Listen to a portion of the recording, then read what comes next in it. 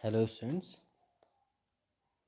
और आज हमारा जो फिफ्थ चैप्टर है उसमें योगा, उसमें हमारे कुछ टॉपिक्स रह गए थे। तो उसमें सबसे पहले मैंने आपको बताया था एलिमेंट्स ऑफ योगा। जो एलिमेंट्स ऑफ योगा के कितने अंग होते हैं, ठीक है। महर्षि पतंजलि ने जो है योगा के कितने कितने भागों में उसे डिवाइड किया है योगा को। तो उसमें मैंने आपको बताया था यम नियम आसन, प्राणायाम, प्रत्याहार, धारणा, ध्यान, समाधि, ठीक है। या इसमें 7 होते हैं। और इसके बाद मैंने स्टेयर वाइज भी आपको बताया था कि जो यम होता है वो इन्वायरमेंट के समाज के उद्धार के लिए होता है, नियम जो होता है वो आपके बिहेवियर व्यवहार को अच्छा बनाने के लिए होता है, और जो आसन होता है वो शरीर की बॉडी की जो प्योरीफिकेशन होती है, जो प्योरीफाई करते हैं बॉडी को, शुद्धि जो होती है उसके लिए होता है। प्राणायाम जो होता है वो जो मेंटल जो आपका मेंटल लेवल जो निगेटिव वे में उसे पॉजिटिव करने के लिए, उससे जो बीमारियां डिजीज़ जो है मानसिक जो बीमारियां होती हैं, विकार होते हैं, उन्हें दूर करने के लिए होता है। जो प्रत्याहार होता है वो इंद्रियों को अंतर्मुखी बनाने के लिए होता है। जो धारणा होती है वो कंसंट्रेशन के लिए होती है, एकाग्रता बढ़ाने के लिए होती है। और जो ध्यान होता है वो हमारी जो सोल होती है, जो हमारी आत्मा होती है, उसको क्लीन अप करने के लिए होता है, उसे शुद्ध करने के लिए होता है। और जो सबसे लास्ट होता है वो जो समाधि होती है वो योग की अंतिम परिधि होती है, जो अंतिम स्टेज होती है, जिसमें जो है आत्मा जो है इंसान के शरीर से निकल जाती है और आत्मा और परमात्मा का मिलन हो जाता है। तो महर्षि पतंजलि ने ये योग के जो है 8 अंग बताए हैं। तो इसमें जो है इन्होंने डीपली बताया है यम नियम आसन, प्राणायाम, प्रत्याहार, धारणा, ध्यान, समाधि के बारे में बताया है। और इसमें जो ये है जो आपका इसमें फोर्थ इसमें ही यम नियम आसन के बाद जो बताया है, जो ब्रह्मचार्य बताया है, ठीक है। जो ब्रह्मचार्य होता है वो ये इसमें यही मेन है कि इसका क्या अर्थ होता है और इसकी क्या इम्पोर्टेंस हमारी लाइफ में है। तो इसमें जो होता है वो ब्रह्म का जो अर्थ होता है, वो जो ब्रह्म धातु, ब्रह्म और प्लस चार्य, इन दो वर्डों से मिलकर बना है।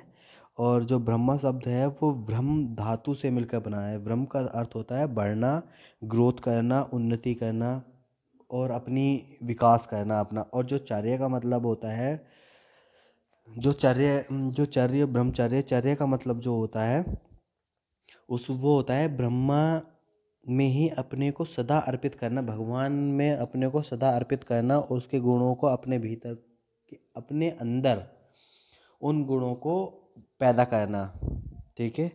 इसमें जो नॉर्मल वे में उसमें बताया गया है, महर्षि पतंजलि ने जो बताया है वो उसमें ये बताया है जो हमारे जो सेंस होते हैं, जो हमारे अंदर के बॉडी के सेंस होते हैं, जो हमारी इंद्रियां होती हैं, उनको हम अपने कैसे कंट्रोल में करते हैं।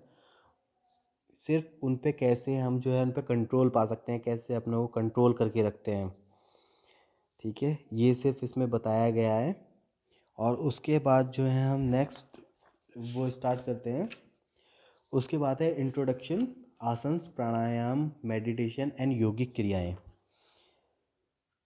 इसमें मैं आपको बता देता हूँ। सबसे पहले जो इसमें बताया गया है वो आसन्स के बारे में बताया गया है। जो आसन होते हैं, योगा के जो पोस्चर होते हैं, जो आसन होते हैं, आसन शरीर की शुद्धि के लिए होते हैं। बॉडी को प्योरिटी मतलब बॉडी की शुद्धि जो कराते हैं वो आसन्स के द्वारा होती है। आसन जो शब्द है वो अस धातु से मिलकर बना है, जिसका मीनिंग आसन का मतलब होता है बैठना या किसी विशेष स्थिति में बैठे रहना, ठीक है। और ऐसी आरामदायक पोजीशन जिसमें बैठ के हम जो है योगासन कर सकें, योग साधना कर सकें। और जो महर्षि पतंजलि जो है उन्होंने योगासन के बारे में उल्लेख करते हुए एक बहुत अच्छी डेफिनेशन संस्कृत में दी है। उन्होंने कहा है स्थिर सुखम आसनम। इसका मतलब होता है कि शरीर की वह स्थिति, शरीर की ऐसी पोजीशन जिसमें जो है साधक जो होता है,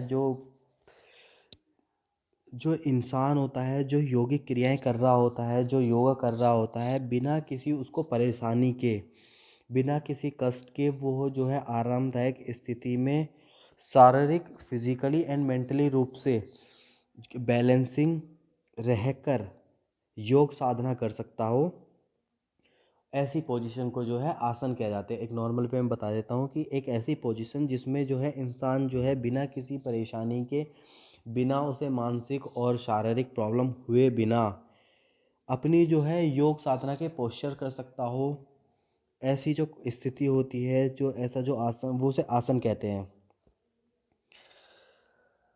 इसके बाद जो है इसमें इसके कुछ एडवांटेज और डिसएडवांटेज बताए गए हैं उसमें। उसके बाद बताया गया है types of yogasanas. Types of yogasanas में इसमें जो है 3 बताए गए हैं। जो बताए गए हैं, सबसे पहले जो आपका फर्स्ट है,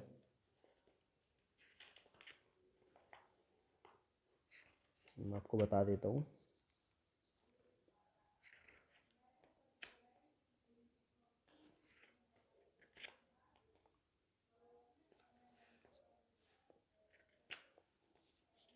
जो इसमें 3 बताए गए हैं, एक बताया गया meditative asanas, relaxative asanas and corrective cultural asanas. इनका मतलब होता है, सबसे पहले जो बताया गया है इसमें मेडिटेटिव आसन जो बताया गया है, वो होता है जो हम किसी कहीं पे किसी भी प्रभु की, भगवान की, जो उसकी मेडिटेटिव पावर उसको विकसित करने, उसे ग्रोथ अप करने के लिए, किसी भी एक जगह पे अपना माइंड सेटअप करने के लिए हम बिना हिले जुले अपने मन को स्थिर करने का जो प्रयास करते हैं, बहुत डिफरेंट डिफरेंट आसन से, उसे जो है धनात्मक आसन्स कहते हैं, मतलब जो मेडिटेटिव आसन्स कहते हैं। जैसे पद्मासन, शवासन, इसमें बहुत सारे और पद्मासन हो गया, ठीक है। इसमें जो और सिद्धासन, वज्रासन, स्वास्तिक आसन, ये सब कुछ आता है। उसके बाद जो सेकंड है रिलैक्सेशन वाली पोज वाला, उसमें जो है हम जो है अपनी बॉडी को जो है बिल्कुल डाउन पॉजिटिव, एक नॉर्मल वे कंडीशन में लेके आते हैं। जो हमारे जो जो ये विश्राम आसन होता है, जो रिलैक्सेशन आसन होता है, जो जो है हमारी शारीरिक और जो फिजिकली और मेंटली जो थकावट हो जाती है, जो हमें थकान हो जाती है, उसे जो है दूर करता है। जैसे शवासन जो होता है, वो हमें लेट के एक शवासन की जो है योग निंद्रा चला दी जाती है, और उसको हम सिर्फ उसके बारे में सोचते हैं, जो जैसे जैसा वो के योगा जो योग निंद्रा में कहते हैं, हम वैसे वैसा फॉलो करते हैं, तो हम अपने माइंड को, बॉडी को बिल्कुल रिलैक्स कर लेते हैं। उसके बाद जो थर्ड बताया है करेक्टिव आसन्स जो होता है, वो जो है जो हमारी जो इंटरनल, जो हमारी जो डेली लाइफ रूटीन में जो क्या क्रियाएं जो चल रही होती हैं, उनको जो है उनका जो उनको जो है क्रियाशील बनाता है, जो उनको जो है क्या कह सकते हैं हम उसे, उनका गुड प्रोसेस, एक नॉर्मल प्रोसेस और एक में सिस्टमेटिक प्रोसेस, वो उनमें उनको लेके आता है। जो करेक्टिव आसन्स होते हैं उसमें जैसे होता है वो सर्वांगासन होता है, हलासन होता है, भुजंगासन होता है, शलभासन होता है, चक्रासन होता है, धनुरासन होता है, मयूरासन होता है, पश्चिमोत्तानासन होता है, सिंहासन होता है, ये एक्सेट्रा, ये बहुत सारे आसन होते हैं जो हमें इन पोज के डिफरेंट डिफरेंट पोज के अकॉर्डिंग हम अपनी बॉडी का जो सेटअप, जो इंटरनल जो हमारी प्रोसेस चल रही है, इंटरनल पार्ट में जो डाइजेस्टिव सिस्टम होता है और लंग्स में होता है, वो सभी को जो है उसको ग्रोथ अप, उसको क्रियाशील, उसको वेल प्रोसेस में करने के लिए, एक नॉर्मल प्रोसेस में करने के लिए इन आसनों को किया जाता है। बहुत डिफरेंट डिफरेंट डिजीज़ को दूर करने के लिए इन आसनों को किया जाता है। उसमें बताया गया है, सबसे पहले प्राणायाम बताया गया है इसमें। आसन मैंने बता दिया, प्राणायाम बताया गया है। प्राणायाम क्या होता है? प्राणायाम जो हमारी मेंटल जो प्रॉब्लम होती है, जो हमारे मेंटली जो हम निगेटिविटी जो हमारे माइंड में सेटअप होती है, उसको दूर करने के लिए प्राणायाम किया जाता है। जो प्राणायाम जो है वो संस्कृत के 2 वर्ड से मिलके बनाया गया होता है, वो प्राण प्लस आयाम। प्राण का जो मतलब होता है वो जीवन शक्ति, जो हमारी सांस लेते हैं उससे उसको इंगित करता है, और जो आयाम होता है वो नियंत्रण और ग्रोथ, विकास होता है। इस प्रकार जो होता है प्राणायाम का जो हिंदी में वर्ड या संस्कृत में जो उसका अर्थ निकाला जाता है, वो होता है हमारी श्वास पे नियंत्रण। कैसे हम अपने जो अपनी सांस होती है उस पर कैसे कंट्रोल कर सकते हैं, उसे कैसे कंट्रोल वे में एक नॉर्मल वे में जो है हम उसे कैसे चला सकते हैं, उसे कैसे नॉर्मल कैसे हाई कर सकते हैं, कैसे नॉर्मल कर सकते हैं, अगर हाई है तो कैसे नॉर्मल करना है, अगर नॉर्मल है तो कैसे हम विभिन्न विभिन्न पोस्चर से कैसे उसे हाई कर सकते हैं, ये सब कुछ इसमें प्राणायाम में बताया जाता है। कैसे हम इनहेल जो इसमें प्राणायाम में जो तीन जो वो होती हैं, तीन पोजीशन होती हैं, एक इनहेल होती है, एक रिटेन होती है, एक एक्सहेल के होती है। जो इनहेल होती है वो होती है जब हम सांस को अंदर लेते हैं, जैसे हम अपने नोजल से सांस को अंदर खींचते हैं, वो इनहेल होती है। और जो रिटेन होता है, वो कहते हैं कि जैसे हम अंदर सांस ली और सांस को अपने अंदर ही रोके रखा, उसे वो रिटेन होती है, जिसे हम हिंदी में कुंभक कहते हैं।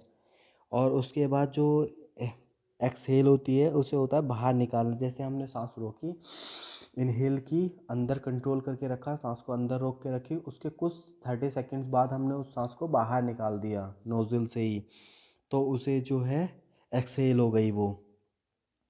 इसमें प्राणायाम में तीन ये बताए गए हैं। उसके बाद जो है एक इसमें एक नॉर्मल वे में बता देता हूँ, इसमें जो है तीन जो है, जो हम एक योगा की लैंग्वेज में जो बंद लगाते हैं, वो उसमें बताए गए हैं। जालंधर बंद बताया गया है, इसमें उद्यान बंद बताया गया है, और मूल बंद बताया गया है। जब हम इन तीनों को लगा लेते हैं तो उसे हम महाबंद कहते हैं।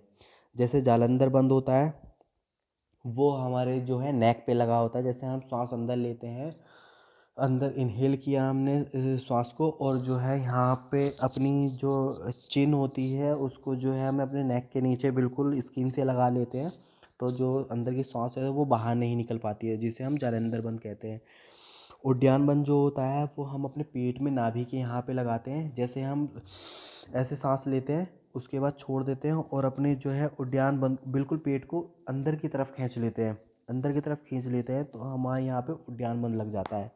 जो हमारा मूल बंद होता है वो सबसे लास्ट में जो है वहाँ पे लगाते हैं। और जब हम इन तीन बंदों को एक साथ लगा लेते हैं, तो उसे जो है हम उसे मूल बंद कहते हैं। इसमें जो है बॉडी की जो है तीन विभिन्न विभिन्न नाड़ियाँ जो वो कहते हैं, उनके बारे में बताया गया है, ईड़ा, पिंगला और सुषुम्ना नाड़ी। इसमें बताया गया है, इसके बारे में बताया गया है। और उसके बाद जो है टाइप्स ऑफ प्राणायाम के बारे में बताया गया है। सूर्य बेदी, उज्जाई प्राणायाम, शीतली प्राणायाम, शीतकारी, भस्त्रिका, भ्रामरी, प्लीवनी, चंद्रभेदी, मूर्छा, अनुलोम विलोम, नाड़ी शोधन प्राणायाम, अग्निसार प्राणायाम। इसमें प्राणायाम के बहुत सारे टाइप्स बताए गए हैं। उसके बाद जो है मेडिटेशन, ध्यान के बारे में बताया गया है। क्या ध्यान क्या होता है? जो हम अपने ध्यान मेडिटेशन एक ऐसी प्रोसेस है जो हम अपनी सोल को प्योरीफाई करने के लिए करते हैं, अपनी आत्मा की शुद्धि के लिए जो करते हैं वो हमारा ध्यान होता है।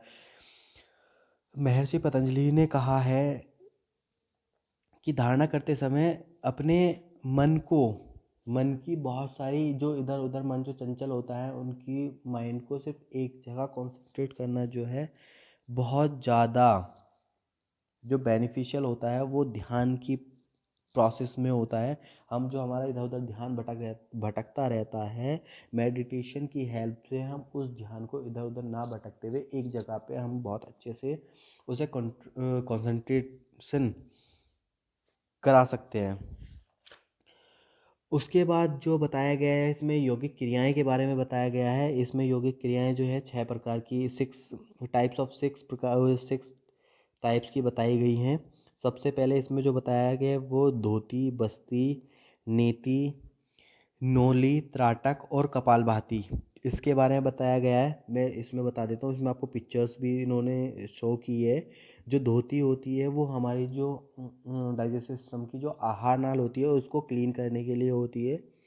जो बस्ती होती है, इसमें एक धोती जो होगी वो हमारी आहार नली को साफ करने के लिए होती है। जो बस्ती होती है, जब हम पॉटी करते हैं वो वाली नली जो, उसको एनिमा, जिसे एनिमा भी बोलते हैं, वो वाली उसे साफ करने के लिए होती है। जो नीति होती है वो हमारी आँख, नाक और गला, ये तीनों की सफाई करती है। सपोज़ हम एक नोज़िल से दूसरी नोज़िल में जल नीति करते हैं, हम जो है सूत्र नीति करते हैं, हम इन दो तरह से हम जो है अपने आइज़ और आँख, नाक की जो है उसको क्लीन अप कर सकते हैं। उसके बाद जो नोली होती है, इसे हम दो नाम से जानते हैं, एक नोली होती है, एक लोली की होती है।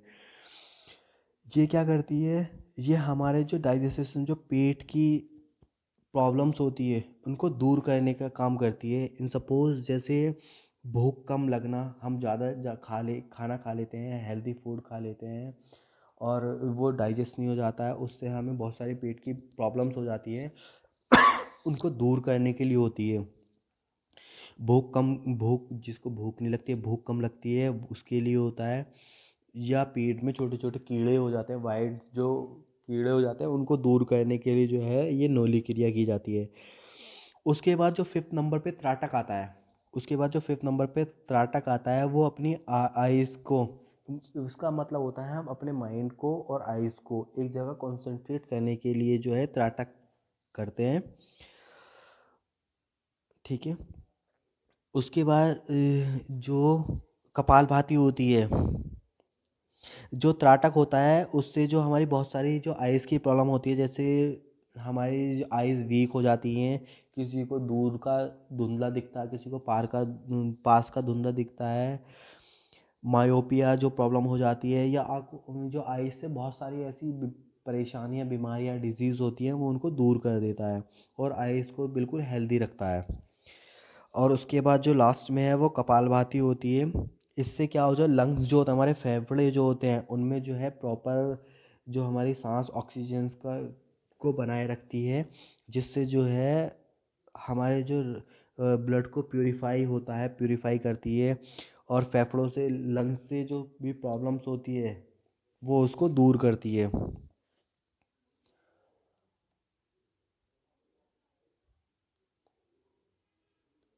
और कपालभाति से जो इसमें जो मेन बताया गया है, वो जो थोड़े जो एजिड लोग हो जाते हैं, उनकी याददाश्त कम हो जाती है, उसको 6 मंथ के अंदर ही वापस जैसे पहले था वैसे ही उस कंडीशन में कपालभाति के द्वारा उसे उसी पोजीशन में, कंडीशन में दोबारा लाया जा सकता है।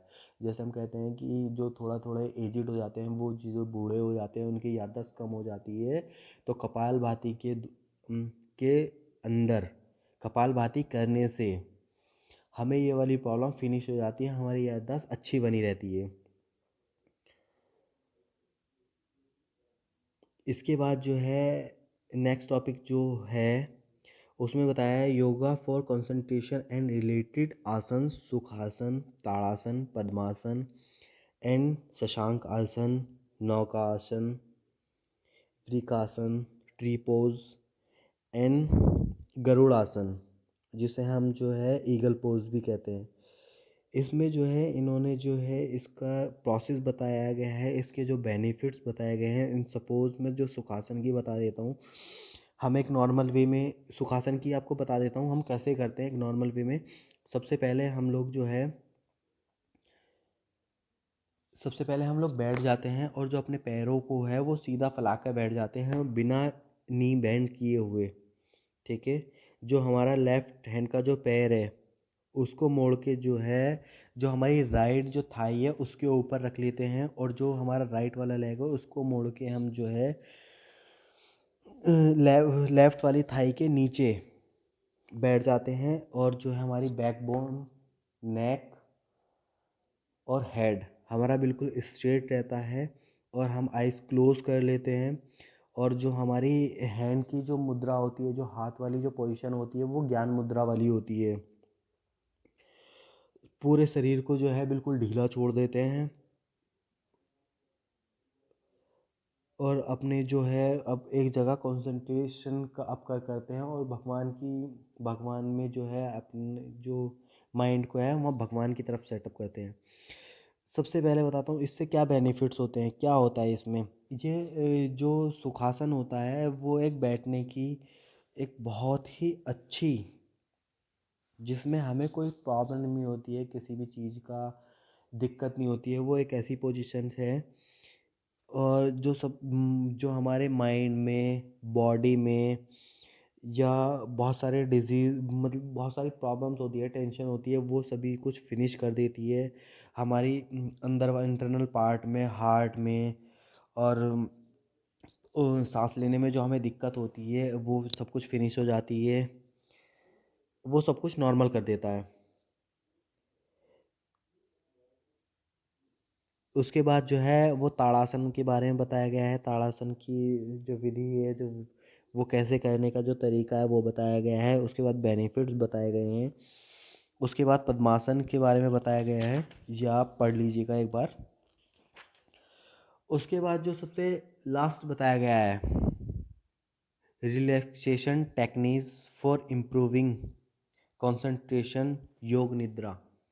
योग निद्रा के बारे में बताया गया है इसमें कि कैसे हम योग निद्रा एक ऐसा सिस्टम है, एक ऐसा प्रोसेस है योगा के अंदर, जिससे हम अपनी मेंटली, फिजिकली, मेंटली जो भी हमारी परेशानियां, हम उसको सबको भूल के जो है पूरा रिलैक्सेशन फील करा सकते हैं अपनी बॉडी को, अपने माइंड को प्रॉपर हेल्दी कर सकते हैं।